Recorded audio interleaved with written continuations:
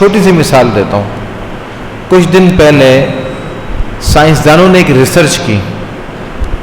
Research یہ کی کہ یار پوری دنیا میں پاگل ہونے کی، نفسیاتی ہونے کی، سائیکو ہونے کی بیماریاں بہت زیادہ ہیں. مسلم ممالک میں کچھ کم ہے، کینسر کا ریشو بھی کم ہے، دیگر بیماریاں بھی کم ہیں. تو ریسرچ میں ایک بات سامنے آئی کہ جب انسان روز کھانا کھاتا ہے شیڈول کے مطابق، کھاتا ہے تو اس کا وہ معدہ جو ہوتا ہے نا، وہ اس کے لیے اس کی غذا کو نفع دینے کی بجائے نقصان دیتا ہے، فائدہ دینے کی بجائے نقصان دینا شروع کرتا ہے. تو یہ جو روزے کا سسٹم ہے، روزے کا سسٹم اللہ نے اس لیے رکھا کہ جب انسان روزہ رکھتا ہے، اب اس کو صبح ناشتے کا پیٹ عادی ہوتا ہے، معدہ عادی ہوتا ہے، اب ناشتہ نہیں مل رہا. پھر دوپہر کو کھانے کا عادی ہوتا ہے، وہ نہیں مل رہا. پھر اول فول چیزیں کبھی کیا کھا رہا ہے، کبھی معدہ عادی ہوتا ہے، نہیں مل رہا. اب وہ صبح سے لے کر شام تک تو روزہ ہے، تو 6 گھنٹے تک تو معدہ پرانی چیز برداشت کرتا ہے کہ بھائی جو پیچھے آپ نے کھایا ہے وہ برداشت کرتا ہے. جب نہیں ملتا تو معدے کے جو اپنے جرثومے ہیں وہ دوسرے جرثوموں کو کھانا شروع کرتے ہیں. تو جو مثبت اور پوزیٹو جرثومے ہیں وہ نیگیٹو اور نقصان دہ والی چیزوں کو کھانا شروع کر دیتے ہیں، اور کھاتے کھاتے ان کو بھوک لگتی ہے تو وہ نقصان دہ چیز کو ختم کر رہے ہوتے ہیں، ہضم کر رہے ہوتے ہیں. تو اس سائنسدان نے کہا یار یہ واحد چیز ہے روزہ، اور ہر انسان کو چاہیے کہ وہ سال میں 20-25 دن کچھ ایسے گزارے کہ اس کے یہ اتنے ٹائم بھوکا رہے تاکہ اس کا جو اندرونی نظام ہے وہ بالکل فٹ رہے. تو روزے تو اس کے اتنے فائدے ہیں، یہ اللہ کا نظام ہے. اور ہم روزہ کس کے لیے چھوڑتے ہیں؟ سگریٹ کے لیے، نسوار کے لیے، پان کے لیے، گٹکے کے لیے، مین پوری کے لیے نوجوان لڑکا روزہ چھوڑ رہا ہے. میں نے کہا بھائی روزہ نہیں رکھا ہوا آپ نے؟ کہتا ہے مولانا صاحب آپ یقین کریں گٹکے کی ایسی عادت ہے نا، تو جب گٹکا ٹائم پہ نہیں کھاؤ تو متھا گھومتا ہے کہتا ہے. اور میں نے کہا کل سے تم نے روزہ نہیں رکھا تو پھر ہمارا متھا گھومے گا تمہارے لیے. سمجھ میں آ رہی ہے؟ جو شخص اللہ کے حکموں کی پرواہ نہیں کرتا پھر ہم اس کی بھی پرواہ نہیں کریں گے.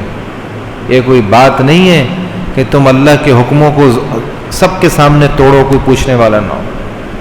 پہلے شرم و حیا ہوتی تھی، کوئی انسان روزہ نہیں بھی رکھتا تھا نا وہ شرم کرتا تھا. اور آج ایسا کوئی غلط ماحول ہو گیا، کہتے ہیں نہیں ہے تو نہیں ہے. یار یہ روزہ ہے، یہ کوئی پان چھالیاں نہیں ہے جیب میں نہیں ہے تو نہیں ہے، یہ روزہ ہے، اللہ کا حکم ہے. اس کو اللہ کہتا ہے کتب علیکم الصیام، یعنی فرض علیکم، تم پہ روزے فرض کیے گئے، نفل نہیں ہے، اختیار نہیں ہے اس میں کہ بھئی مرضی آئے تو رکھ لو، نہیں آئے تو نہیں رکھو. رکھنے ہیں. جو بالغ ہو گیا موت تک کے اس پہ روزے فرض ہیں، اس پہ کوئی کمی بیشی نہیں، اس پہ کوئی کمی بیشی نہیں. تو روزوں میں گڑبڑیں نہیں. اچھا دوسری بات دیکھو، اللہ فرماتے ہیں لعلکم تتقون، روزہ رکھنے سے تم میں اللہ کا ڈر پیدا ہو جائے گا. اب دنیا کی ایک واحد عبادت ہے، ایک واحد عبادت جس کو ہم روزہ کہتے ہیں، جس کے اجر و ثواب کی کاؤنٹ اللہ نے نہیں بنائی. اللہ نے اس کے اجر و ثواب کی کاؤنٹنگ ہمیں نہیں بتائی. جیسے آپ مجھ سے پوچھیں کہ بھائی نماز پڑھیں گے تو 1 ثواب ملے گا، اور وہی نماز مسجد میں جماعت کے ساتھ پڑھے تو کتنا ثواب ملتا ہے؟ 27 گنا. قرآن شریف کا 1 حرف پڑھیں تو کتنا ثواب ملتا ہے؟ 1 کے بدلے 10 ملے نا. من قرأ حرفا من کتاب اللہ فلہ حسنہ والحسنۃ بعشر امثالھا. ہے یا نہیں ہے؟ اللہ کے راستے میں خرچ کرنے کا ثواب. لیکن جب روزے کی بات آتی ہے نا، روزے کی، اس روزے کا ثواب کوئی نہیں پتا. اس کی 2 وجہ. پہلی وجہ یہ ہے حضور صلی اللہ علیہ وسلم نے فرمایا، حدیث قدسی، اللہ فرماتے الصوم لی وانا اجزی بہ.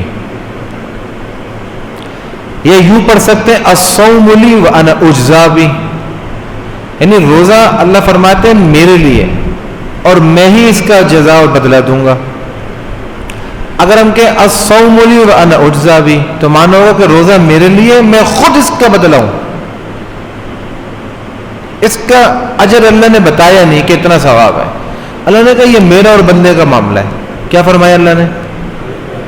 بولو یار، میرا اور بندے کا معاملہ ہے، میں جانوں اور بندہ جانے.